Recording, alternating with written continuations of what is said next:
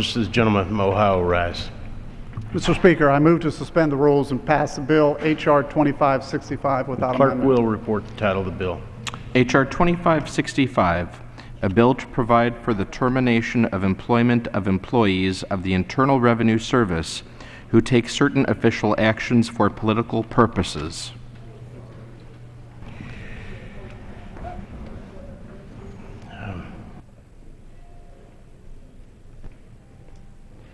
Pursuant to the rule, the gentleman, Mr. Renacci, and the gentleman, Mr. Levin, will each control 20 minutes. Mr. Speaker, I ask unanimous consent that all members may have 5 legislative days in which to revise and extend their remarks and to add extraneous material on this bill. Without objection. Mr. Speaker, I yield myself as much time as I may consume. Gentleman is recognized. Mr. Speaker, I rise today to urge approval of H.R. 2565, the Stop Targeting Our Politics IRS Act. Despite being introduced only 1 month ago, this bipartisan legislation already has over 75 co-sponsors, but also overwhelming support from the American people. This support shows that the vast majority of members and Americans, regardless of their party affiliation, believe the IRS should be above politics. This is not a partisan issue. It is absolutely unacceptable for a government official to consider the political leanings of any taxpayer when conducting official business. If it is determined that a federal employer did, in fact, engage in targeting, they should be relieved of their duties. It is that simple. In fact, this is so common sense.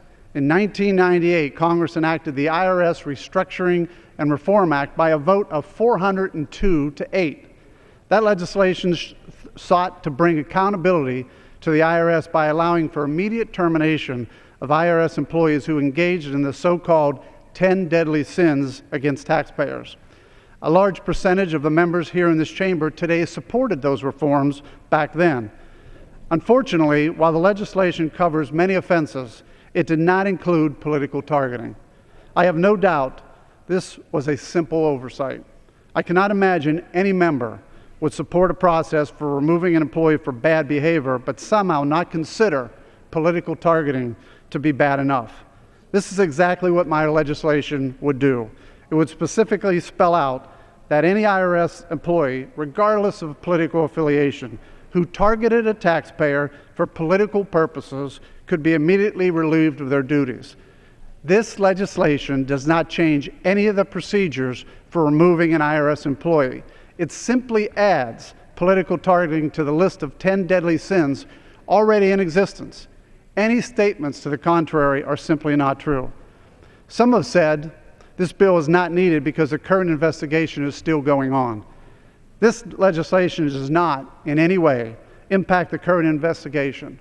It's simply, regardless of current situation, if you work for the IRS, you cannot target taxpayers for political purposes. There should be no controversy in that. There's currently a process place to remove bad actors. There is currently a list of offenses that would subject an employee to that process. All I want to do is add political targeting to the list of fireable offenses. Regardless of the outcome of this current investigation, the reputation and credibility of the IRS has been badly damaged.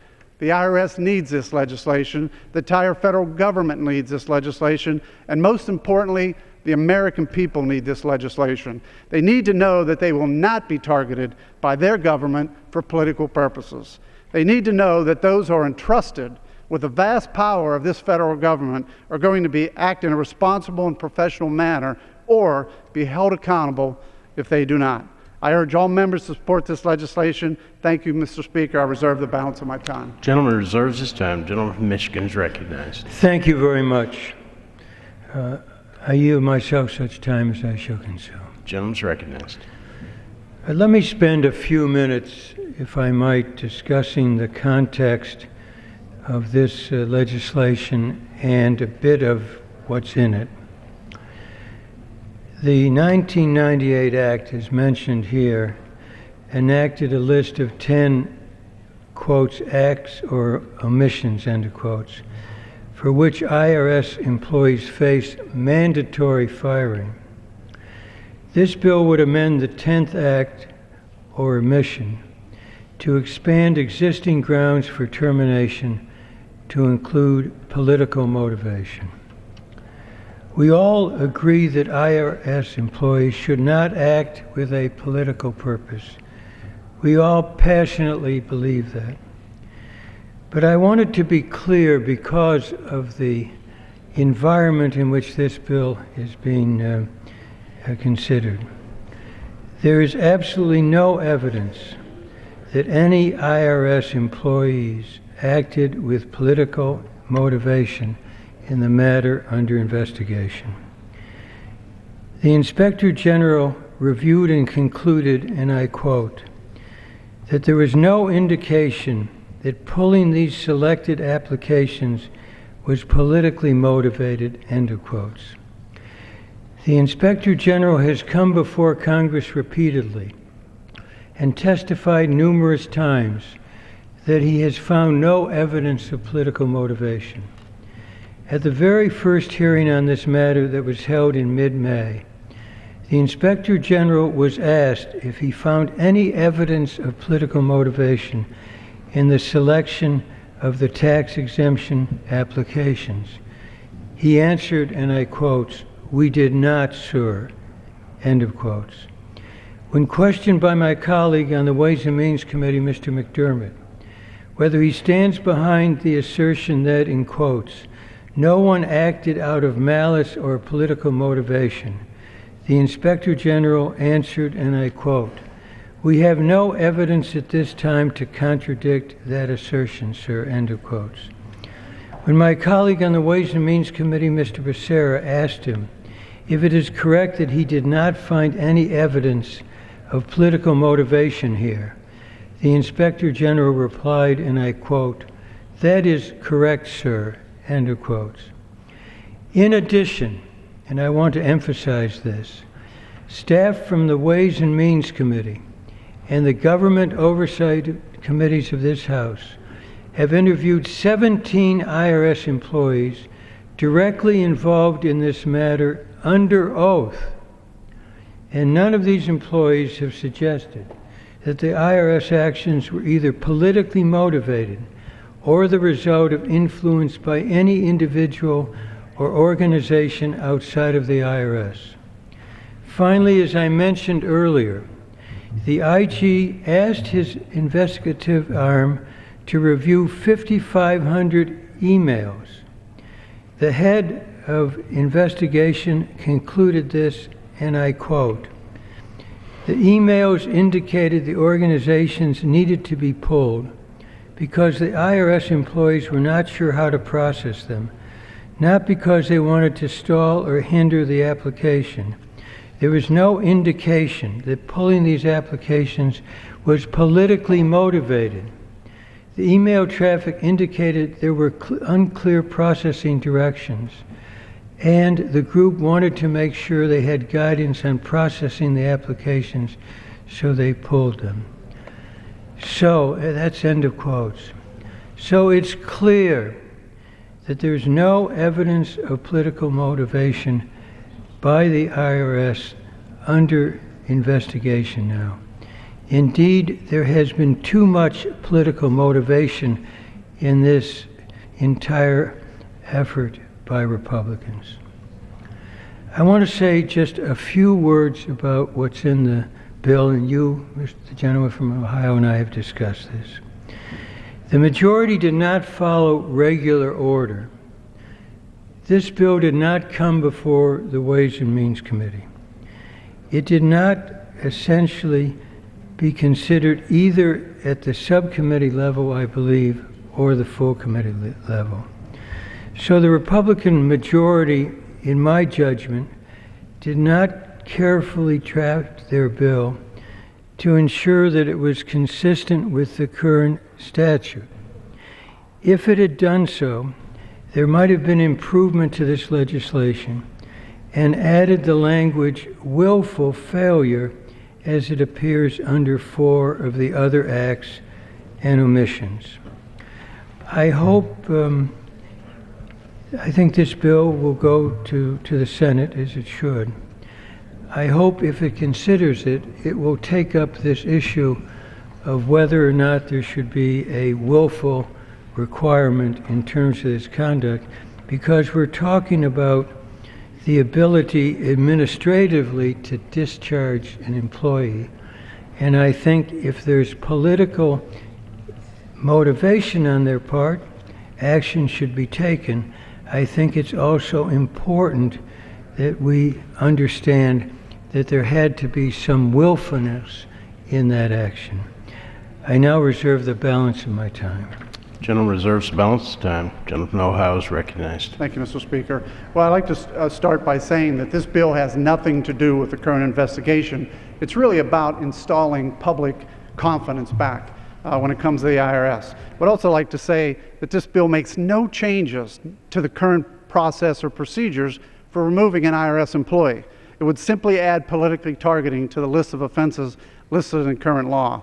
And I've already said that in 1998, this legislation was approved 402 to 8. As far as not having a hearing, is that technically going to be the reason the opponents vote against restoring credibility to the IRS? And for the record, this bill was widely circulated, and I was more than willing to make changes to the bipartisan legislation. I drafted this language to remain as close to existing law as possible. My addition is simply added to the current offense listed number 10, targeting a taxpayer for personal gain. Under current law number 10 does not use the term willful. Therefore, I did not add willful. However, targeting a taxpayer for personal gain or political purposes could only be done in an intentional manner. And let's not forget, the Commissioner of the IRS always has the ability to not remove somebody. I reserve the balance of my time.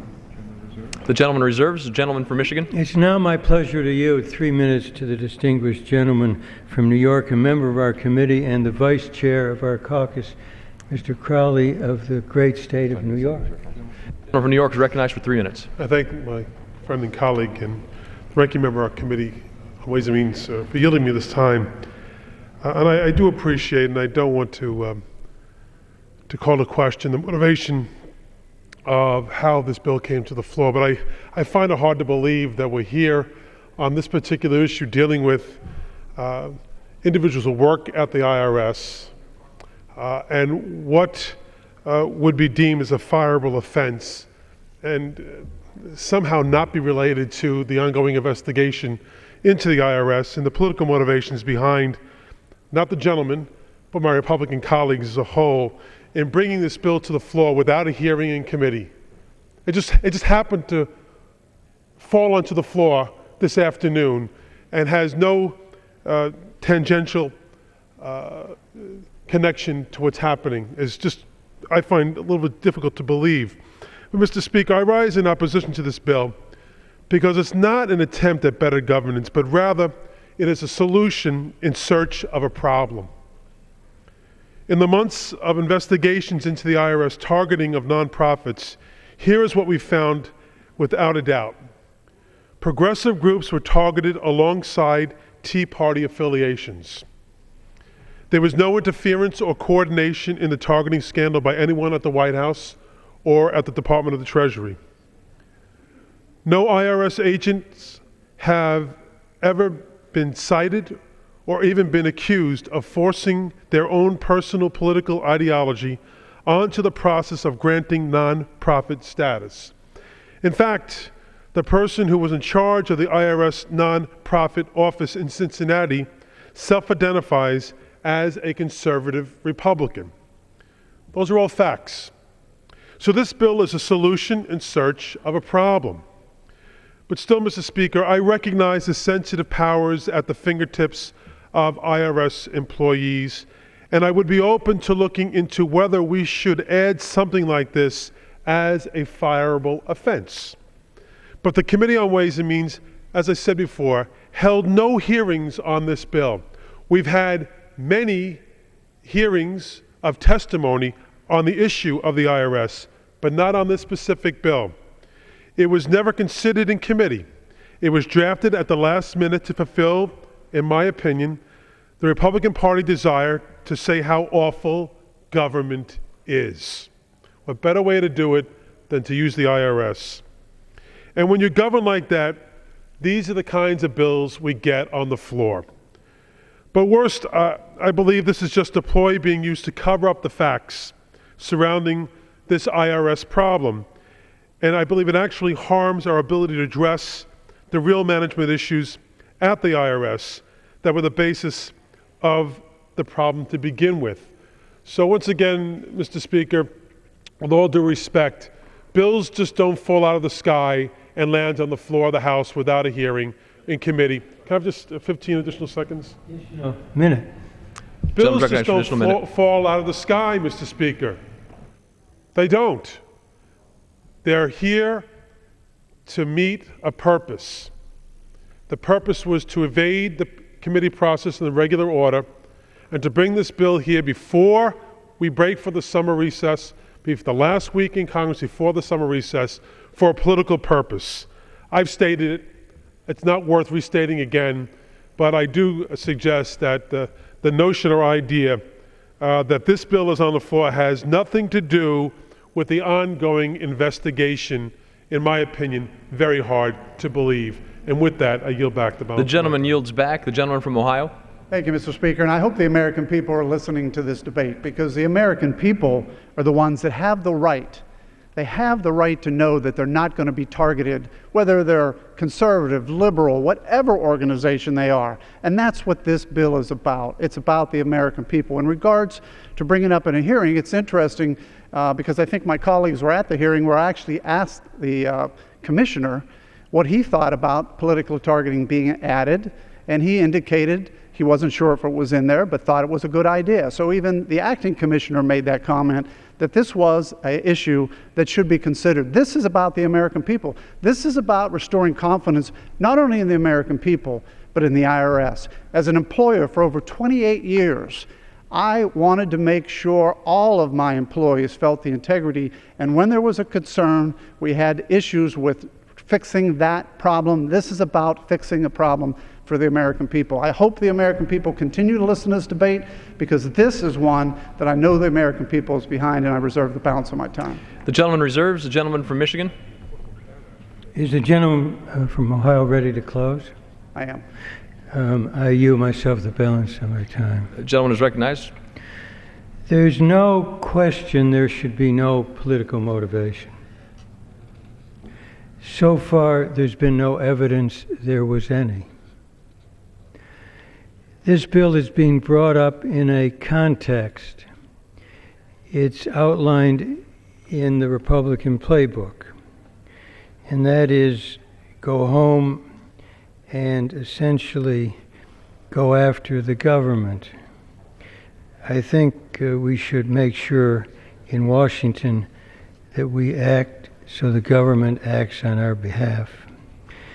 So everybody can reach their own judgment. I've told the gentleman from Ohio that the way you drafted it, I'll just read this. The present language says threatening to audit a taxpayer for the purpose of extracting personal gain or benefit. That's the present language. Threatening is willful by definition. You can't threaten somebody unwillfully. Instead, we have new language, and I want to pick up the point of Mr. Crowley in terms of regular procedure. I mentioned it before. It's important that we follow regular order in this institution. And if this bill had come up, the bills before oversight were brought before the committee. We had no chance to act on this, and I would have suggested that the word willful be placed before it. However, everyone will vote as they wish on this. I think it will pass. It will go over to the Senate, and I will suggest, if this passes and the Senate decides to act, that they take a clear look at whether there needs to be a requirement of an intentional misdeed as defined here, because what we're talking about is the discharge of an employee, and whether it's IRS or some other government employee, whether in a local unit or any unit, it seems to me, or in the military, for example, I think we want to have some consideration of due process for them. So that's the basis for the discussion here. This bill, I think, talks about political motivation, and I just want to add, as I end, the thought expressed before. There's been no evidence of political motivation by an IRS employee. And the effort to try to tie what happened there to the executive was an example of pure political motivation and terribly misguided and, I think, harmful kind of connection when it did not exist. We should not do that in this country. I yield back the balance of my time. The gentleman yields back. The gentleman from Ohio is recognized. Thank you, Mr. Speaker. I yield myself as much time as I may consume. First, I want to thank my colleague for saying that political targeting should not occur in any way, shape, or form. So I would agree with him. And what this does is this ensures no political targeting going forward, which is important. We agree that political targeting shouldn't occur. This assures political targeting doesn't happen going forward. The other issue, when we talk about the change in the language, the current language says threatening to audit a taxpayer for the purpose of extracting personal gain. We talk about the same thing by saying performing, delaying, or failing to perform, or threatening to perform, or fail to perform any official action, including any audit with respect to a taxpayer for the purpose of extracting personal gain or benefit, or for a political purpose. So we are actually protecting the integrity of the IRS going forward. This is a simple piece of legislation that really implements the will of the American people. It shows we will not allow our constituents to be targeted based on their political beliefs. This is the only bipartisan measure we will consider on this topic today. It simply improves an existing process that was approved with overwhelming bipartisan support. As I said earlier, the IRS needs this. The hardworking employees of the IRS needs this, who have been tainted by this scandal. But let's remember, this has nothing to do with the scandal. Let's begin the long process of restoring faith in our government. Let's come together, put politics aside, and show the American people that the IRS is above politics. I urge all members to support this legislation. Thank you, Mr. Speaker. I yield back. The gentleman yields back. The question is, will the House suspend the rules and pass the bill H.R. 2565? Those in favor say aye. Those opposed, no. In the opinion of the chair, 2/3 being in the affirmative, the rules are suspended. The bill is passed, and without objection, the motion to reconsider is laid on the table.